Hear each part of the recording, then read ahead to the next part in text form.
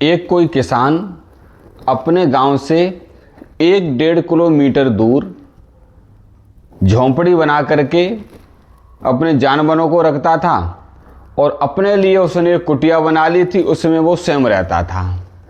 एक दिन कोई एक पथिक आया, रात्रि के लगभग 10 बजे उसके पास। उस किसान से कहा उस पथिक ने कि भाई मेरे रुकने की व्यवस्था हो जाएगी क्या यहाँ पर? किसान ने कहा हाँ, आपके रहने की व्यवस्था तो हो जाएगी, परंतु आपके खाने पीने की कोई व्यवस्था नहीं हो पाएगी। तो उस पथिक ने कहा नहीं, मैं खाना तो खा करके ही आया हूँ, बस रुकने की व्यवस्था हो जाए, मैं थका हुआ हूँ, सोने की व्यवस्था हो जाए रात्रि में। तो किसान ने कहा ठीक है, मैं आपके लिए बिस्तर लगा देता हूँ। उसने चारपाई बिछाई और बिस्तर लगाया और उसने रजाई दी लेटने के लिए, कहा आप सो जाओ यहाँ पर। तो पथिक थका हुआ था बेचारा, यानी कहाँ से आ रहा था कहीं दूर से, लेटते ही वो सो गया। जब सो गया तो सुबह सुबह किसान 4 बजे उठा अपने जानवरों के लिए चारा काटने के लिए। चारा वो वहाँ पर काट रहा है मशीन से जानवरों के लिए, तो अचानक देखता है कि जो पथिक लेटा हुआ है, अचानक उसकी नींद खुलती है और अपने कमर पर वो हाथ फेरता है, दोबारा से वो फिर लेट जाता है। 15-20 मिनट के बाद में वो देखता है किसान के फिर से उसकी नींद खुलती है और अपने हाथ को फिर से कमर पर रखता है, वो फिर लेट जाता है। किसान कहता है कि भाई डरने की कोई बात नहीं है, मैं हूं ना यहाँ पर, आप निश्चिंत होकर के सो।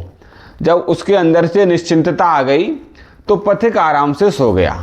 अब किसान के अंदर भाव चल रहा है कि हो न हो इसके पास कुछ न कुछ धन है, इसकी वजह से इसकी बार बार नींद टूटती है, क्यों ना इस धन को मैं ही ले लूं। तो उसके पास एक कुल्हाड़ी थी किसान के पास, तो उसने उस कुल्हाड़ी को लिया और उस पथिक के सर पर 2-3 बार मार दिया। जैसे ही कुल्हाड़ी मारी, पथिक की वहीं पर मृत्यु हो गई। उस किसान ने उसकी कमर से काफ़ी सोना और पैसे बंधे हुए थे, सब ले लिए। लेने के बाद में अब अपने खेत के कोने पर कहीं गड्ढा करता है, खींच करके उसे गड्ढे में डाल देता है और मिट्टी से दबा देता है। वो बात वहीं पर समाप्त हो जाती है। फिर 1-1.5 साल के बाद में जो किसान है वो सोने से और पैसे से ज़मीन खरीदता है। ज़मीन खरीद के उसने काफ़ी बड़ा, वहाँ पर बहुत बड़ा एक फार्म हाउस बना लिया। जब फार्म हाउस बना लिया तो काफ़ी यश और कीर्ति चारों तरफ उसकी फैलने लगी। लोगों में उसकी, बड़े बड़े लोगों में गिनती होने लगी, प्रतिष्ठित व्यक्तियों में गिनती होने लगी और लोग उसे चौधरी साहब कह के पुकारने लगे। अब चौधरी साहब एक दिन सोच रहे हैं बैठे हुए, कहते हैं कि लोग परमपिता परमात्मा तो कर्मों का फल देता है, मुझे तो कोई फल दिया नहीं, मैंने तो उस व्यक्ति को मार करके बहुत बड़ी यश प्रतिष्ठा, इतना बड़ा फार्म हाउस, इतनी जमीनें, सब कुछ प्राप्त कर लिया है। अब लोगों में इतनी प्रतिष्ठा थी उस किसान की कि चौधरी साहब भी, लोग कहते हैं, उधर लोगों की पंचायत करने भी जाता है, लोगों के बंटवारे भी करने जाता है, लोगों के लड़ाई झगड़े के फैसले भी करने जाता है। किसी एक गांव में फैसला करने गया हुआ है वो, रात्रि के लगभग 11 बज गए, फैसला लेट हो गया, तो लेट वहाँ से निकला वो खाना पीना खा के। अब आ रहा है अपने जो फार्म है उसकी ओर। जैसे अपने फार्म पर पहुँचता है वो देखता है एक कोने पर कहीं किसी की डेड बॉडी पड़ी हुई है। अब वो सोच रहे हैं चौधरी साहब कि ऐसा ना हो कहीं ये मेरे पर इल्ज़ाम लग जाए, इसलिए डेड बॉडी को उठा के कहीं दूसरी जगह में फेंक देता हूँ। उन्होंने दोनों हाथों से उस डेड बॉडी को उठाया, उठाने के लिए, फेंकने के लिए कहीं लेकर के जा रहे हैं। उजाली रात है, चांदनी बहुत छाई हुई है, वहाँ पर खिली हुई है। अचानक पुलिस गश्त पर निकली हुई है घोड़ों पर। अब अचानक कोई सिपाही टार्च जलाता है, देखता है इसके हाथ में डेड बॉडी, तो ये छोड़ करके एकदम भागता है।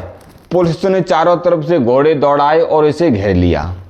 घेरने के बाद में इसे वहाँ पर पकड़ लिया। जैसे ही पकड़ा, अब ये चिल्लाने लगा कि मैंने मारा ही नहीं है, मैं निर्दोष हूँ। अब पुलिस कहाँ इसकी बात मानने वाली है, इसको वहाँ से पकड़ ले गई।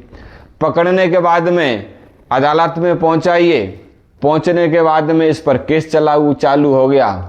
केस चल रहा है, पैसे की तो कोई कमी है नहीं, पैसा तो खूब है इसके पास में। तो इसने वकीलों की बड़ी बड़ी टीमें लगा दी वहाँ पर और खुला पैसा भी दे रहा है कि कैसे भी करके मैं केस जीत जाऊँ।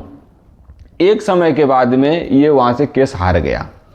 जब केस हार गया, अब तो इसे तो जीतना ही था कैसे न कैसे ही, तो इसने कहा चलो हाई कोर्ट में मैं जाता हूँ।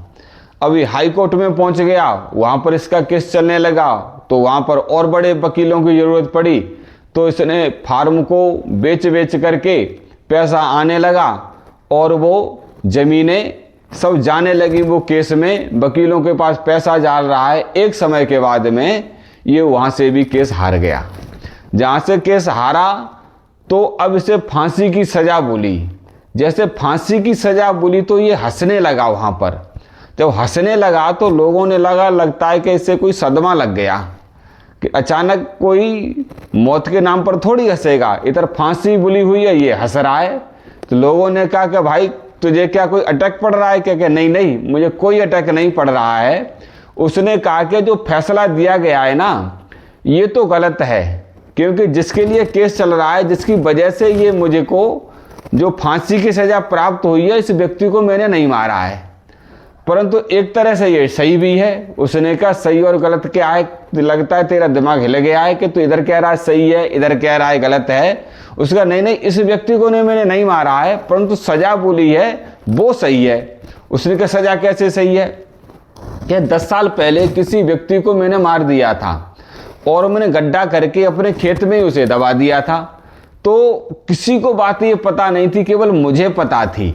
तो इसलिए ये डेड बॉडी है, ये निमित्त ये बन गई है, परंतु सज़ा मुझे प्राप्त हो रही है ना। जो व्यक्ति मारा था मैंने, उसकी मुझे यह सज़ा प्राप्त हुई है। इसलिए किसी विद्वान ने, नीतिकार ने कहा है, अधर्मेणै दते ततो भद्राणि पश्यति तथा सपत्नांजयति समूलस्तु विनश्यति।